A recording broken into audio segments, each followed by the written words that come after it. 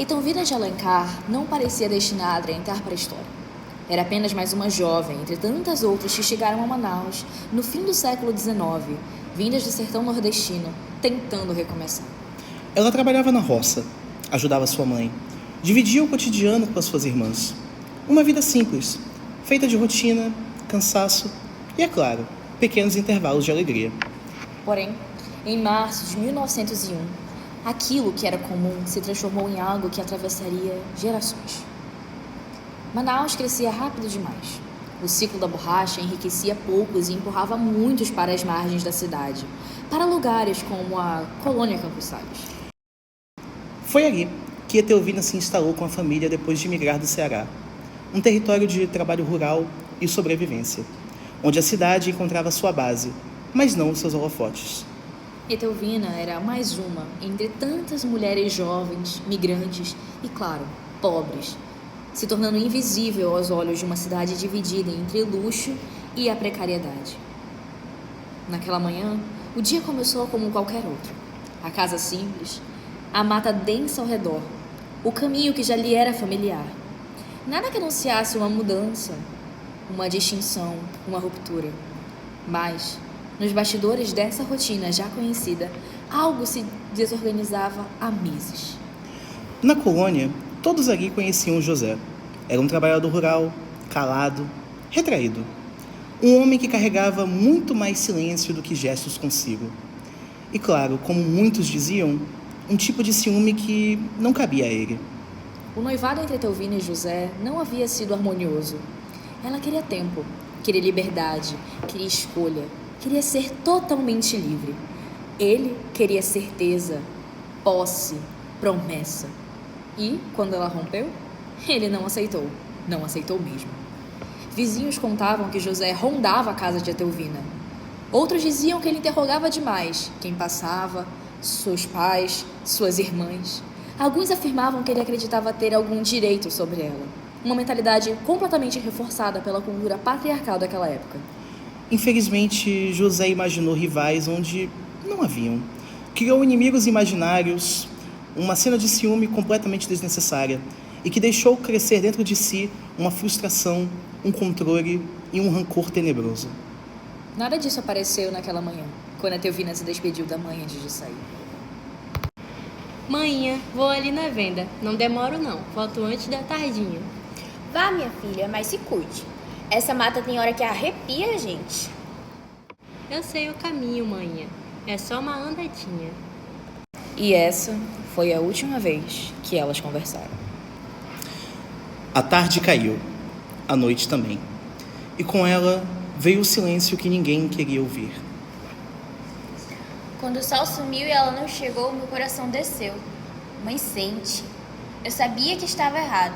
Fomos procurar na mata, chamamos por ela e só o silêncio respondia. A busca começou com vizinhos, tochas improvisadas, passos apressados. A floresta parecia aguardar a resposta, mas não entregava nada. Quando a polícia foi acionada, já haviam rumores, e todos apontavam para José. Encontramos 3 homens mortos, cada um em um ponto da colônia. Depois vimos marcas de arrasto. Lutas e seguimos o rastro. Esses 3 homens eram, na cabeça de José, rivais de Etelvina. Não rivais reais, mas personagens do ciúme próprio que ele inventou. Era uma violência que não nasceu de repente. Estava sendo alimentada muito, muito antes. 5 dias depois, encontraram Etelvina. Quando achamos o corpo dela, nunca esqueci. Dizia que estava intacto. 5 dias na mata e ainda assim. O estado do corpo virou o centro da narrativa. E, em vez de apenas horror, surgiu outra interpretação. A de um milagre. A notícia se espalhou rapidamente. E antes de ser devoção, Etelvina se tornou conversa, sussurro e medo. Ela sempre falava que não queria casar ainda. José ficou possesso. Eu disse para ela tomar cuidado. Quando ela sumiu, eu senti na hora. Foi ele. Meu vizinho contava que a cidade ficou de alma virada. Diziam que o corpo dela parecia aceso. Aí começaram a levar vela, flor, bilhete. A história foi indo. O túmulo de Etelvina No cemitério São João Batista, passou a receber flores, velas, bilhetes dobrados. Primeiro, pedidos simples, depois, agradecimentos e, aos poucos, a crença de que ela intercedia pelos estudantes. É claro que cordéis também ampliaram a história. Promessas a ela foram feitas e também pedidos foram deixados. E, em 1964, a prefeitura ergueu um mausoléu, porque a devoção já era tão grande que não dava mais para ser ignorada. Em 1984, a antiga Vila Paxiúba recebeu oficialmente o nome de Santa Etelvina. O território adotou a Santa Popular, ou talvez tenha sido o contrário. E é claro que o bairro carrega até hoje a mistura que moldou a sua vida. Fé, dor, desigualdade social, resistência e, é claro, memória. Eu ouvi falar dela na escola. Disseram que ela ajudava na hora das provas. Fui pesquisar e fiquei tocada. Uma história tão triste, tão antiga, mas tão presente. A gente sente como se ela ainda estivesse aqui. E está, no imaginário, nas ruas, nas promessas e nas conversas que se repetem geração após geração. Mesmo não sendo canonizada, ela é uma santa para quem mora lá. A história da Santa Etelvina não é só um crime. É um retrato de como as estruturas que cercavam e ainda cercam a nossa sociedade e a vida das mulheres pobres e imigrantes. É sobre como uma comunidade reage quando o Estado não a protege. Sobre como a fé das pessoas também se torna um mecanismo de sobrevivência e justiça simbólica. Um mito não nasce do extraordinário. Nasce de um trauma compartilhado. Nasce quando uma comunidade decide lembrar para que a dor não se repita. Mais de um século depois, Etelvina continua viva. Nas preces, nos cordéis, nos estudos, nas famílias que ainda ensinam o seu nome. Ela era uma jovem comum, como qualquer outra que você venha a conhecer. Uma conversa simples com a mãe, um caminho conhecido, um dia que parecia igual a tantos outros que vivera. Até que ela não voltou. E foi justamente assim que começou a nunca mais desaparecer.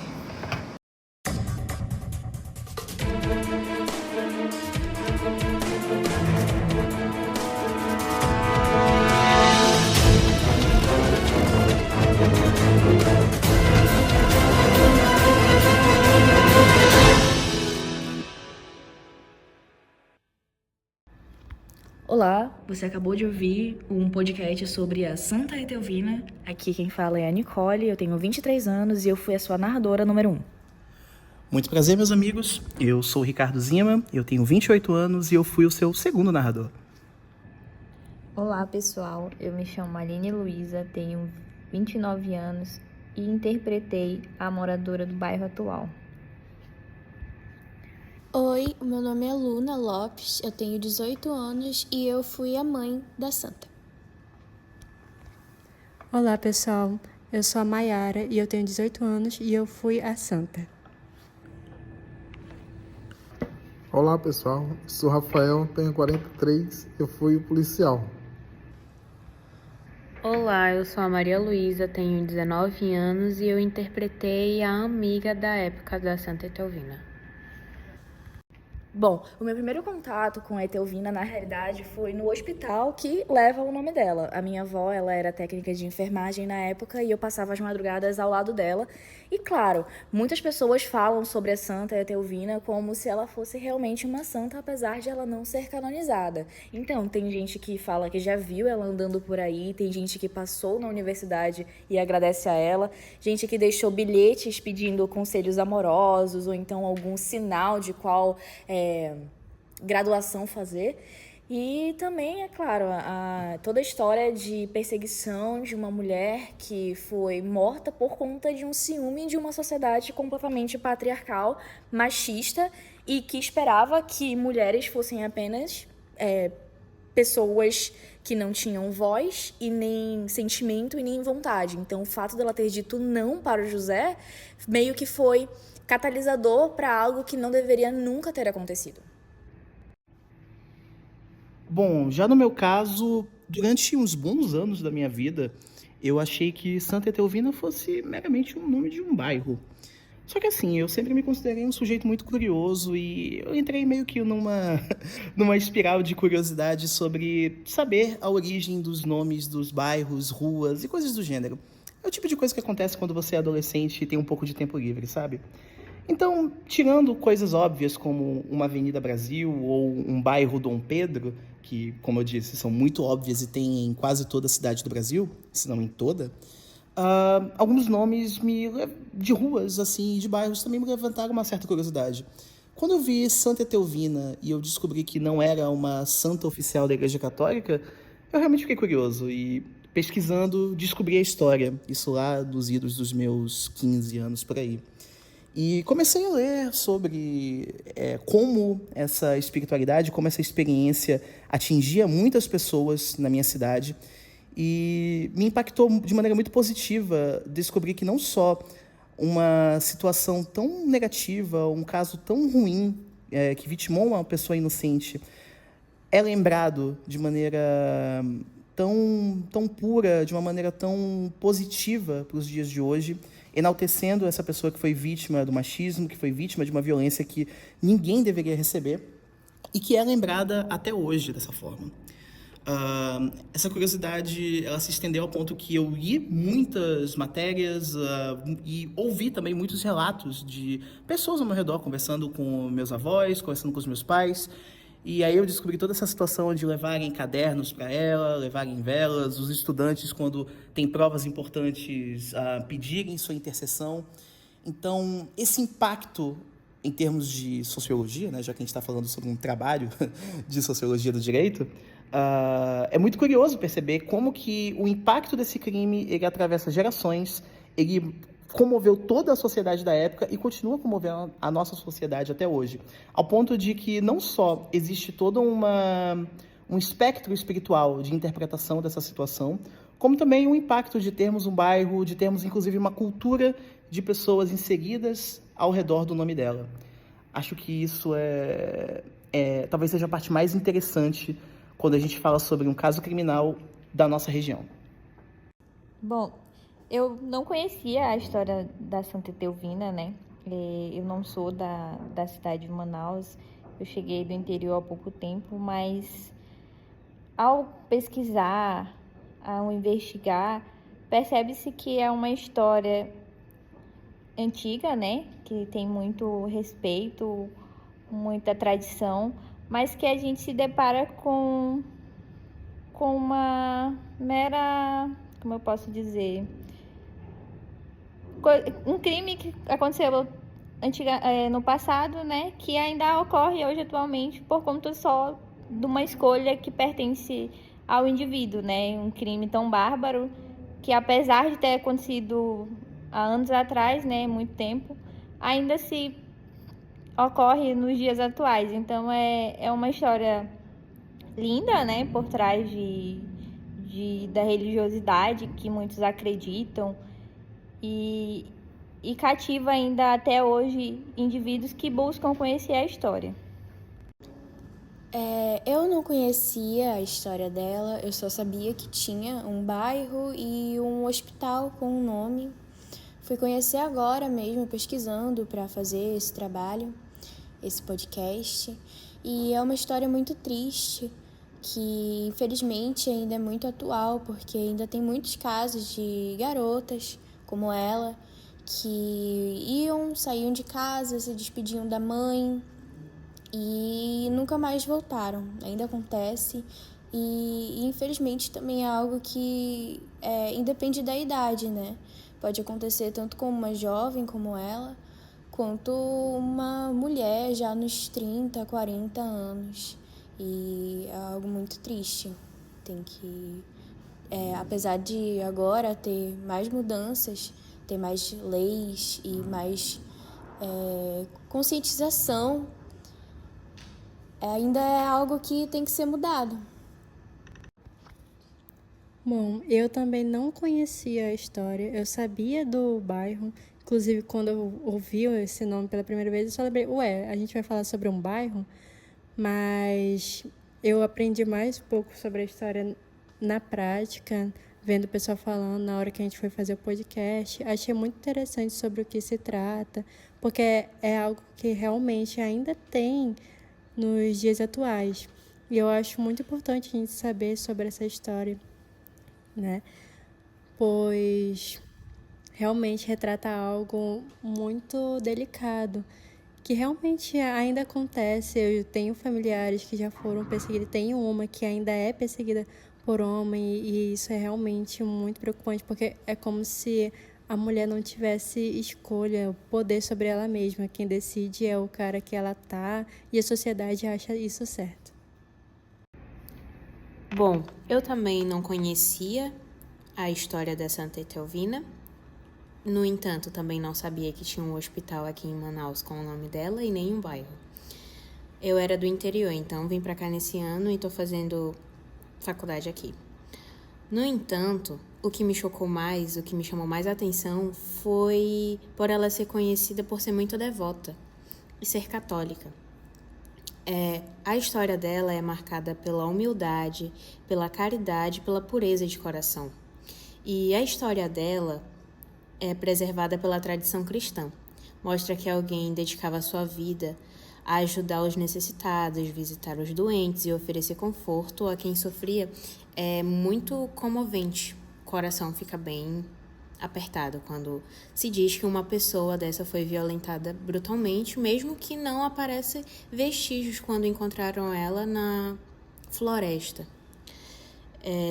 A devoção de Santa Etelvina cresceu porque muitas pessoas a veem como protetora dos lares, das famílias e de quem passa por momentos de dúvida ou pelas dificuldades também da vida. O seu exemplo de santa, no entanto, do Amazonas aqui, lembra que a fé verdadeira aparece nos pequenos gestos de amor e generosidade do dia a dia e mostra que qualquer pessoa pode se aproximar de Deus através da compaixão e da entrega espiritual. Eu não conhecia a Etelvina, eu conheci agora no trabalho de faculdade, e só conheci o bairro. Logo José conheceu ela, se encantou por ela e queria casar com ela, e ela aceitou no começo. Depois, ela cancelou o casamento e ele ficou obcecado por essa mulher. Começou o ciúme, besta. Resolveu matá-la. Três pessoas. Crime muito cruel e bruto. E hoje ela é lembrada como uma Santa Etelvina e leva o seu nome no bairro de Santa Etelvina.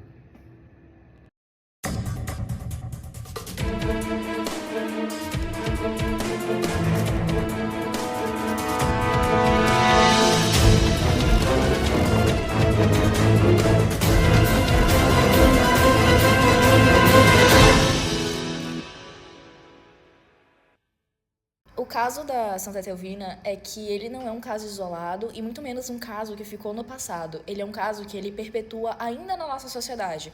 Todo mundo conhece uma Etelvina se não foi uma Etelvina.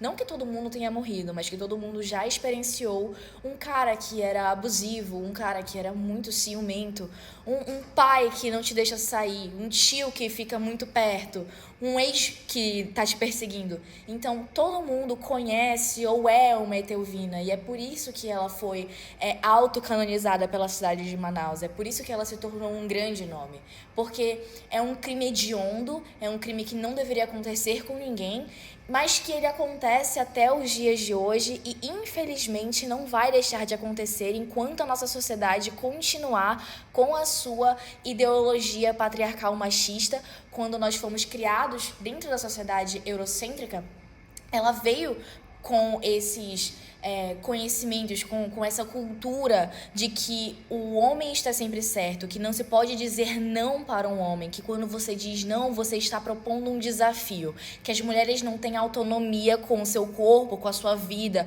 com as suas próprias escolhas. Então, é uma coisa que, enquanto não mudar a sociedade, enquanto não tiver essa mudança catalisadora, vai continuar a acontecer. E não dá para mudar uma sociedade sem antes mudar as pessoas que vivem dentro dessa sociedade. E como a gente pode alcançar essa mudança social? Através de políticas públicas que falem sobre a importância de desmistificar, de tirar do homem esse poder obsessivo e excessivo que ele tem sobre as mulheres.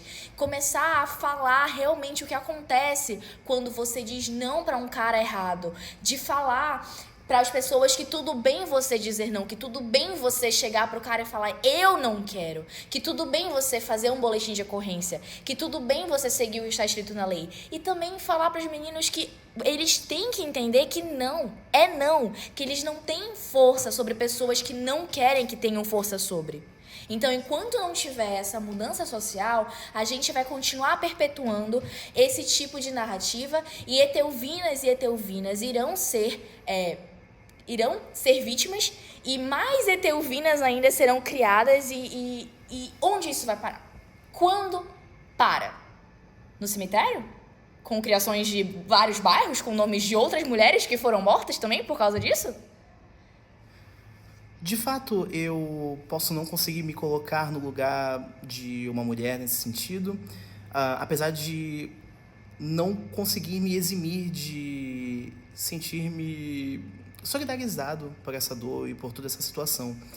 Ainda assim, ainda que eu reconheça o impacto positivo da comoção desse caso e de tudo que gerou para a nossa cidade como um todo, por essa memória que permanece, por como as pessoas enxergam essa vítima com carinho, também me passa muito pela cabeça o fato de que, ok, homenagens são dadas até hoje, nós temos um bairro, nós temos pessoas, uma devoção popular, mas casos como esse ainda insistem em ocorrer com uma frequência assustadora e com uma brutalidade que, apesar de não surpreender,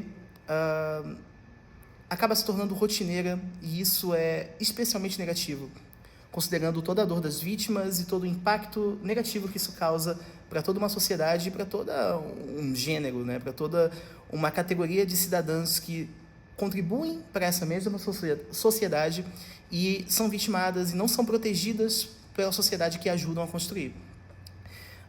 Então, esse caso ele tem, sim, o seu lado que reconhece a violência e que lembra, que abraça essa dor, mas também é um lembrete de que, mesmo que a sociedade se comova tantas vezes quanto se comove com os casos diários, é necessário uma ação mais enérgica, é necessário uma conscientização e uma proteção material e jurídica para todas as nossas cidadãs que sofrem até hoje com todo esse tipo de violência. E também a problemática que vem é que quando a gente começa a falar sobre esse assunto, quando a gente vai trazer, né, os nossos apontamentos, quando a gente fala que nós mulheres temos medos de homens, alguns homens ficam sentidos, se sentem, oh meu Deus, estão me atacando, não é todo homem, mas como é que a gente vai saber que realmente não é todo homem se a gente anda na rua com medo de ser atacada? Se a gente não pode sair sozinha à noite, se a gente não pode sair sozinha nem de dia, se a gente tem medo de falar pro cara no ponto de ônibus que a gente não quer conversar, que a gente tem medo de falar que não, eu não quero sair com você, não, eu não quero, não, eu não vou aceitar essa bebida, não. Quando o nosso não é ouvido, tem essa criação dessa cultura que mulheres realmente não podem dizer não. Nós fomos criadas e condicionadas a dizer sempre sim com medo do que vai acontecer, das repercussões que podem acontecer. Eu tenho medo de dizer não para um cara na rua e ser morta por causa disso. Eu tenho medo de dizer não para um cara na rua e ser estuprada por causa disso. Então, quanto mais a gente começa a se colocar no lugar de uma mulher que tem medo, mais a gente compreende por que esse medo se instaura. E quanto mais a gente coloca na cabeça de meninos e homens que estão na nossa sociedade que tudo bem você ser diferente, que tudo bem você não ser igual aos seus amigos, mais casos assim podem acontecer. De fato, e me colocando também enquanto homem nessa situação, acho muito bizarro quando alguém se ofende quando mulheres falam sobre esse temor diante do sexo masculino. Obviamente que o Brasil enfrenta um problema colossal com segurança pública, né? Com facções criminosas, com assalto e todo mais que a gente vê em todos os noticiários. Só que a questão maior nesse sentido Se incomodar com uma afirmação como essa é, talvez, de certa forma, abraçar a carapuça, sabe? Se a carapuça serviu é porque se por você tá se sentindo ofendido com a gente chamando dizendo que todo homem não presta, significa que você, como homem, entende que você não presta. Exatamente. Em certa forma, é estranho se sentir ofendido com isso e ser a pessoa que, sei lá, quando a sua mãe, parceira, prima, irmã, sei lá, quando qualquer mulher que você se importa pega um aplicativo, por exemplo, um aplicativo de mobilidade urbana, e você pede a localização, você envia um áudio falando algo para a pessoa saber que tem um homem ali que é, entre aspas, responsável por aquela cidadã. Existe toda uma cultura de precaução que não se justifica unicamente pela violência urbana brasileira, mas também com esse componente de gênero. Justamente porque você sabe que outros homens possuem, seja pela cultura, seja talvez pela justificativa mais hipócrita e não plausível possível, uma propensão maior a violentar mulheres, a praticarem violência contra a mulher unicamente por causa do gênero ali. Sim, quando você, enquanto um homem, entende que você fala, se você é um pai, por exemplo, você é pai de menina, e você fala pra ela, não pode sair com essa roupa muito curta porque você sabe como os homens são. Você automaticamente tá afirmando que você entende que, enquanto homens, esse papel de gênero, vocês têm propensão maior a violentar ou pensar em violentar mulheres que estão vestidas de certa maneira. E outra coisa, no Twitter, essa semana, no atual X, essa semana, teve uma grande discussão de uma beata que estava vestida como beata, de hábito e tudo mais. Só que ela era uma beata jovem, uma beata bonita, usando maquiagem e tal, e os homens falavam que eles tinham vontade de violentá-la sexualmente para ela parar de ser freira. E aí, quando mulheres foram falar, mas não é vocês que falam que quanto mais ela se expõe, mais fácil é de violentá-la? Eles disseram que não, que ela sabia o que ela estava fazendo quando ela estava colocando uma faixa para ficar com mais cintura, que ela sabia o que ela estava fazendo quando ela passava maquiagem, mesmo estando de hábito. Então, essa vontade, essa não sei se é primitivo, não sei, mas essa vontade de dizer que mulheres estão sempre erradas. Não importa o que a mulher está vestindo, ela sempre pode ser violentada. E essa ideia de que quanto menos pele for mostrada é completamente errôneo, porque crianças são violentadas usando pijamas, beatas são violentadas usando hábito, freiras são violentadas, mulheres são violentadas usando qualquer tipo de roupa. E quando homens tentam justificar dizendo, mas é porque ela tava bêbada, mas ela não disse não, mas ela aceitou e disse não no meio, mas eu não ia parar, mas eu só tirei a camisinha, a gente já tava namorando. Isso tudo é violência sexual, isso tudo é uma ideia de controle com o corpo das mulheres. Isso é bem Handmaid's Tale, se você for parar pra pensar. Se Handmaid's Tale fosse criado em 1900 e pouco, Etelvina teria sido uma delas. Porque disse não pra um cara. Porque não quis casar. Porque não queria casar com ele. Talvez ela ainda quisesse casar. Talvez a ideia dela fosse casar com alguém que não fosse tão controlador quanto José era. Talvez ela tenha visto que José não era uma pessoa que ela gostaria de se envolver romanticamente. Talvez por isso ela tenha dito não. E esse não foi bem recebido. E por quê? Porque homens acham que eles têm controle sobre tudo, entendeu? E isso é bizarro. É muito bizarro. É bizarro demais, porque todos os crimes são horríveis. Todos os crimes são horríveis. Mas os crimes contra as mulheres sempre tem um quê a mais de crueldade. Sempre. Porque toda vez que um homem, em uma discussão qualquer, em um fórum na internet, num Twitter, num Instagram da vida, ele sempre vai falar, você merece ser estuprada. Você vai ser estuprada. Se eu tivesse aí, você teria sido estuprada. Isso é uma fala tão atualmente comum. Inclusive, o ex-presidente Jair Messias Bolsonaro, atualmente condenado à prisão, ele disse dentro do Congresso que ele não iria estuprar uma mulher, uma vereadora, porque ela era feia. Olha esse pensamento só porque você é feia, você não merece se envolver romanticamente com ninguém, nem pra ser estuprada você serve. Isso é tão ridículo. Se você for parar pra prestar atenção, é ridículo. Todos os crimes contra a mulher têm requinte de crueldade. Todos eles. Não tem um crime contra as mulheres que não tenha requinte de crueldade. Não tem. Se você me disser um crime contra a mulher que não tenha requinte de crueldade, eu vou...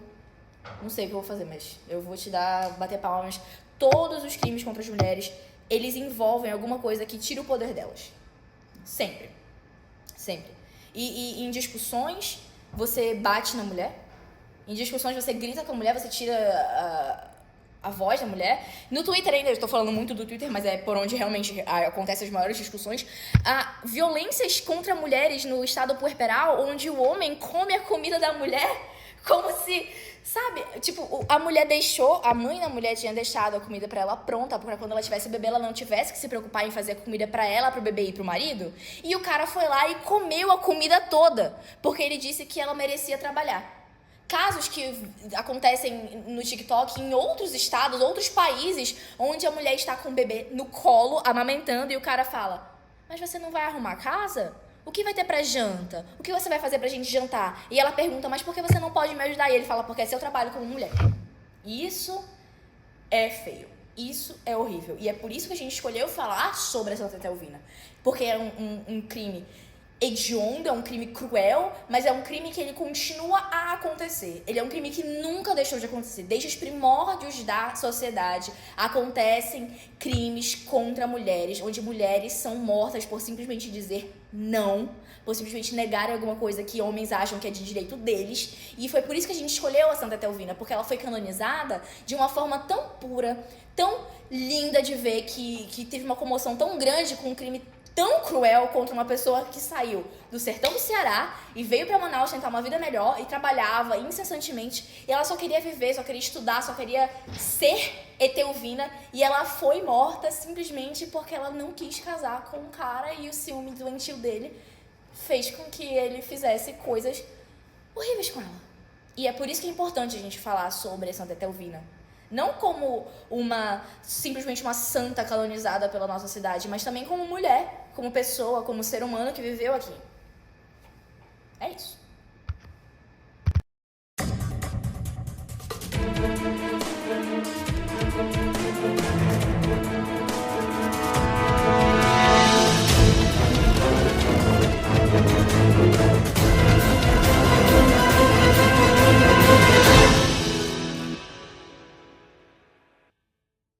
Olá, meus ouvintes, tudo bem?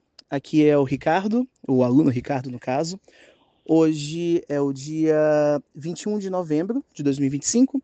Eu me encontro no cemitério São João Batista, na frente do jazigo de Santa Etelvina. É uma atmosfera que nem quer chover, aquela clássica atmosfera manauara, onde você tem o som da cidade contrastando com o som da natureza, juntamente com o calor incessante do sol e uma carinha de que vai chover a qualquer momento, mas nunca chove. E quando chove, chove com muita vontade. Eu estou aqui com o meu amigo que se chama? Carlinhos. Senhor Carlinhos, tudo bem. Senhor Carlinhos, o senhor trabalha há quanto tempo aqui no cemitério São João Batista? Vamos dizer assim, 10 anos, tá bom? 10 anos. Perfeito. Seu Carlinhos, me conta mais sobre quanto tempo o senhor vê as pessoas. No caso, para os nossos ouvintes, acabou de passar também mais um zelador aqui do cemitério. Com que frequência o senhor vê as pessoas vindo aqui? Aqui na Santa Etelvina? Isso, positivo.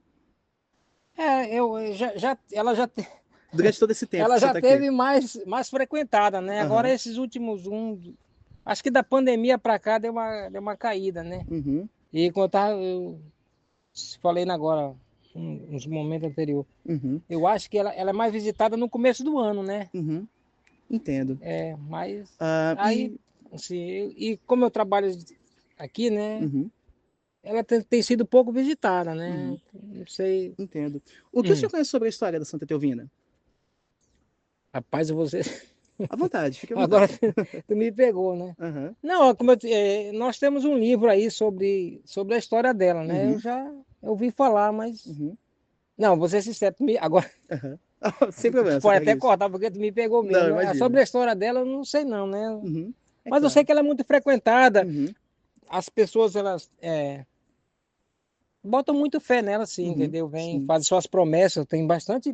no momento agora, se quiser filmar ali dentro, tem bastante Bíblia evangélica, entendeu? Então, a gente, através disso, a gente vê, ó, que não é só... As pessoas... eu acho que quando envolve santa, né, a pessoa...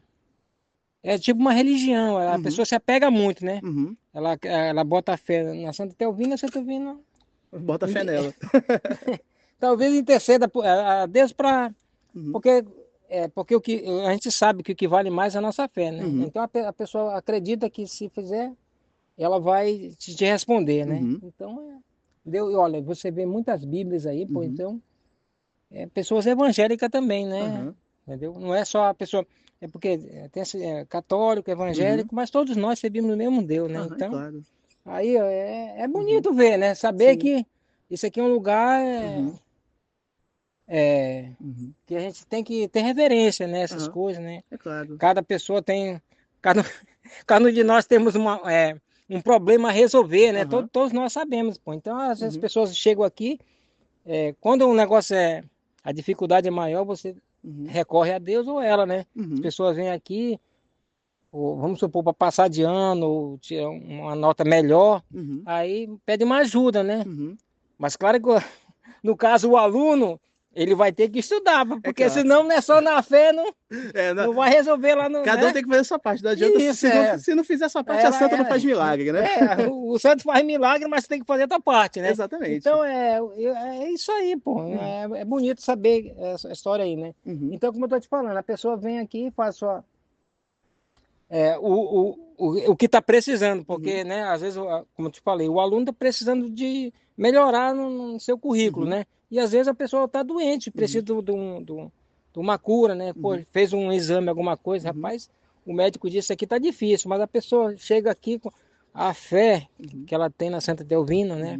Ou em outras pessoas, né? Outros santos, tudo bem, pô. Aí isso ajuda a pessoa, né? Sim. É um elo, né? Entre ela, Deus aí. Com certeza. Né? Com certeza. Um pouco antes da nossa conversa agora, o senhor estava me comentando sobre, na entrada, para os nossos ouvintes que não são de Manaus, na entrada do cemitério São João Batista, mais ou menos na avenida principal, e em algumas outras também, algumas das ruas, tem placas com várias pessoas ilustres, né? Com pessoas famosas, empresários, artistas, comunicadores também daqui de Manaus e da região amazônica como um todo, aqui do nosso estado do Amazonas, que estão sepultados aqui no cemitério. O senhor estava comentando sobre como seria legal ter uma placa sobre ela, não é? A identificação, né? Sim, por que o senhor acha, qual a importância que seria colocar esse reconhecimento para Santa Teovina aqui no cemitério São João Batista? Não, porque, vamos supor, por exemplo, a placa é uma identificação. A pessoa está caminhando aqui, aí vê, né, o nome dela, porque a Santa Teovina, ela tem um nome, né? A gente sabe que é Teovina, tal, nasceu um dia tal, e faleceu. Então, isso aí é uma... como é que se diz? É até um conhecimento pra gente, porque se tu perguntar de mim mesmo, eu não sei a data que ela nasceu e nem ela faleceu, olha aí. E se tivesse uma identificação aqui, eu já poderia, ali na frente, em algum lugar, já passar essa informação, porque até o presente momento, eu e você nós não sabemos. Mas se tivesse aqui, não seria melhor? Com certeza. Quanto mais identificadas as coisas, não é melhor? Então, se tivesse uma placa aqui com o nome dela, Santa Teovina e tal, nasceu dia tal e faleceu dia tal.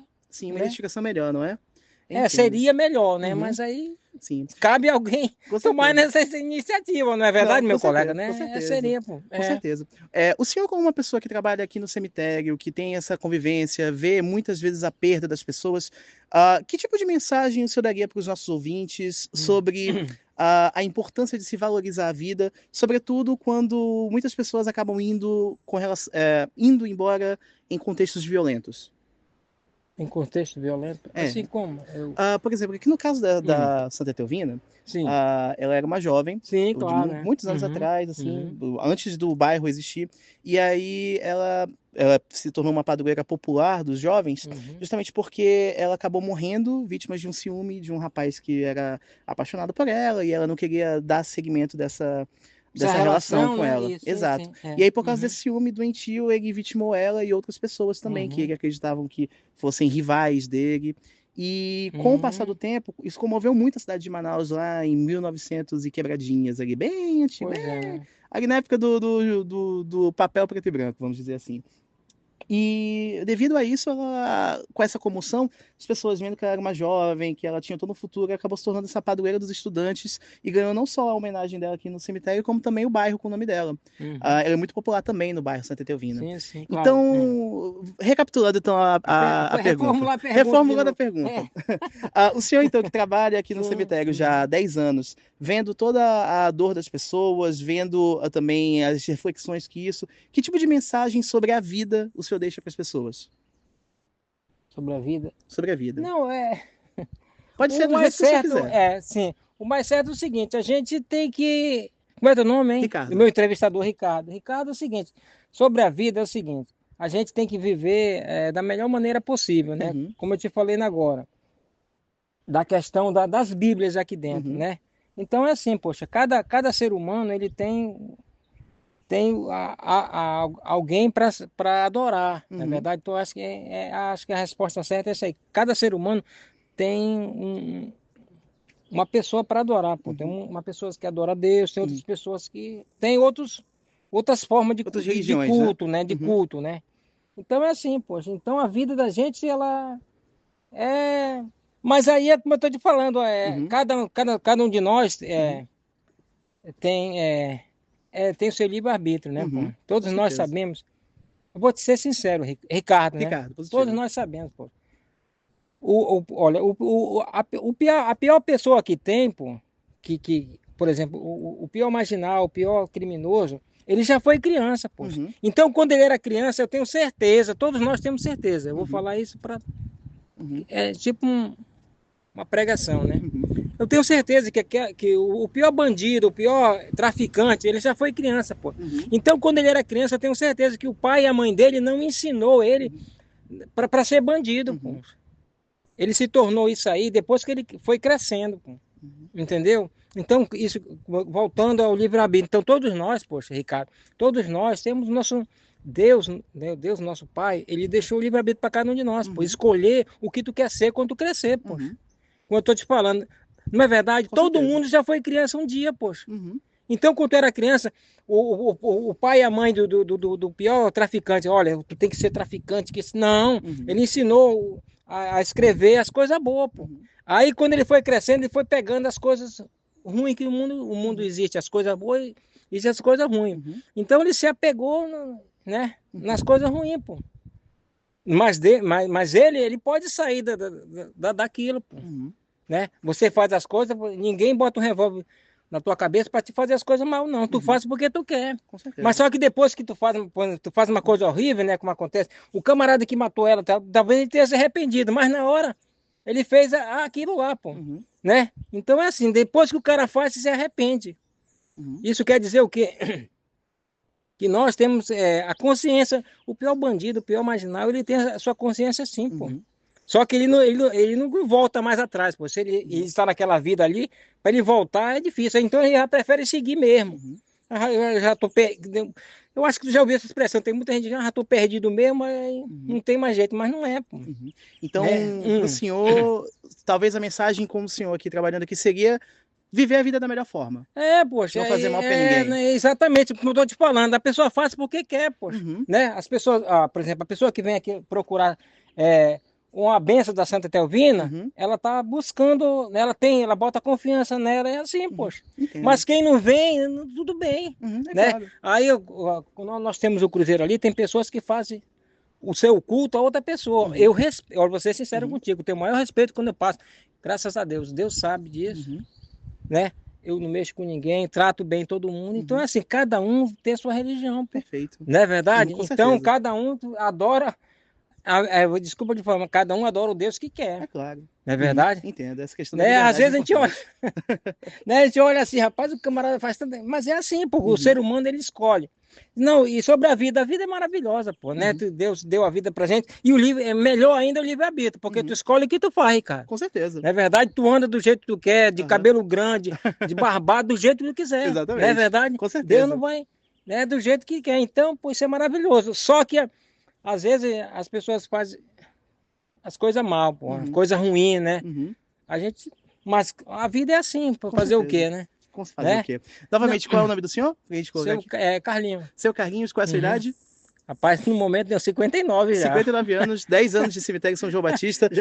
O senhor tranquilo se a gente utilizar a gravação unicamente da sua voz para a gente colocar no nosso podcast? Problema. E outra coisa, se tu pudesse conseguir a gente seria... Não é... E atrás da olha, placa, isso aqui, tu sabia que essa ideia surgiu aqui entre nós dois, olha, eu trabalho todo dia, não tinha pensado nisso. Pois não é? Mas olha, com tudo, outra coisa, Ricardo, tudo tem esse momento de acontecer, olha aí. Se botar a placa de identificação dela, olha aí, você que conseguiu, então é assim. Com certeza. Né? Ninguém pensou nisso ainda, tu já pensou um negócio desse? É um jeito de honrar ainda mais a memória dela, né? E outra coisa, como eu tô te falando, né? Se tu for... Alguém chega aqui, olha, dona Telvino, tem uma escritora nossa que tem o nome dela completo, ou também tem aí, né?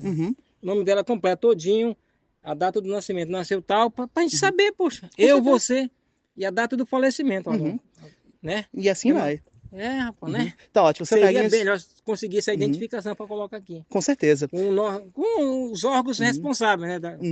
Tá bom? Que cuidam disso. Pô, né? Com certeza. Esse momento, exatamente. né, Ricardo? Olha aí, tá então, entre os pássaros cantando, a atmosfera pacífica, alguns carros passando aqui ao lado da rua onde está sepultada Santa Etelvina, diante do monumento que marca o seu local de descanso final, eu encerro aqui a minha entrevista com o nosso amigo, seu Zezinho. Seu Carrinhos, perdão, né? Seu Carrinhos, desculpa. Bater uma foto aí dentro. Sim, senhor, deixa comigo. Um abraço a todos. Isso.